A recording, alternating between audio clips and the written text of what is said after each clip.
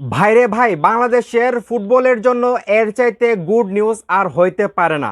রুনান সুলেমান এবং ডেকলান সুলেমান খুব শীঘ্রই বাংলাদেশ জাতীয় ফুটবল দলে খেলবে। ভাইরে ভাই, এমনটাই কিন্তু ঘোষণা করলেন বাংলাদেশের বর্তমান যুব ও ক্রীড়া প্রতিমন্ত্রী আমিনুল হক। আমি যেটা মনে করি, বাংলাদেশের 18 কোটি মানুষ যারা ফুটবল খেলা পছন্দ করে, প্রত্যেকটা মানুষ এখন একটাই দাবি যে রুনান সুলেমান এবং ডেকলান সুলেমানকে যত দ্রুত সম্ভব বাংলাদেশের জাতীয় দলে নেওয়া হোক এবং সেই সঙ্গে ইব্রাহিম নামাজকেও বাংলাদেশের জাতীয় দলে খেলানো হোক। কারণ রুনান সুলেমান এবং ডেকলান সুলেমান তারা অল্প সময়ে অনূর্ধ্ব-20 হয়ে যেই চমক দেখিয়েছেন, আমরা যদি নেপালের বিপক্ষে বলি বা ভারতের বিপক্ষে রুনান সুলেমান যেই খেলা দেখাইছে এবং ডেকলান সুলেমান লাস্ট দিকে নাইমা উনি যেই পারফরমেন্স করছে, সেই দেখার পর কিন্তু সবার একটাই দাবি যে যত দ্রুত সম্ভব হামজা চৌধুরীর সঙ্গে রুনান সুলেমান এবং ডেকলান সুলেমানকে নেওয়া উচিত। এবং সবাই ভয় পাইতেছে একটা সিন্ডিকেটের, কারণ বাংলাদেশ মানেই সিন্ডিকেট। আমরা কিন্তু দেখছি খেলা জিতার পরেও রুনান সুলেমানের সঙ্গে বাংলাদেশের যে লোকাল খেলোয়াড়রা আছে তারা ট্রফি নিয়ে কী করছে, ট্রফি ধরতে দেয় নাই,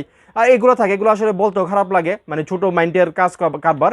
তো যাই হোক, আমি আসলে খুবই খুশি হলাম এই খবরটা শুনে, যেখানে আসলে বলা হচ্ছে ডেকলান রুনান জাতীয় দলে খেলতে প্রস্তুত, খুব শীঘ্রই তারা বাংলাদেশের জাতীয় দলে খেলবে। এবং এইটা কিন্তু ঘোষণা করছে বাংলাদেশের বর্তমান যুব ও ক্রীড়া প্রতিমন্ত্রী আমিনুল হক। তো এর কিন্তু উনি যেহেতু বলছে, আমার বিশ্বাস খুব শীঘ্রই হয়তো বা রুনান সুলেমান এবং ডেকলান সুলেমান বাংলাদেশের জাতীয় দলে খেলবে। তো এখন এই মুহূর্তে যারা আমার এই ভিডিও দেখতেছেন, যারা ফুটবলকে ভালোবাসেন, আপনারা কতটা এক্সাইটেড বা কতটা খুশি হয়েছেন যে খুব শীঘ্রই রুনান সুলেমান এবং ডেকলান সুলেমান বাংলাদেশের জাতীয় দলে খেলবে হামজা চৌধুরীর সঙ্গে? এই খবরটা শুনে আপনাদের কতটা ভালো লাগতেছে সেটা অবশ্যই কমেন্ট করে জানাবেন। ভিডিওটা ভালো লাগলে অবশ্যই শেয়ার করবেন।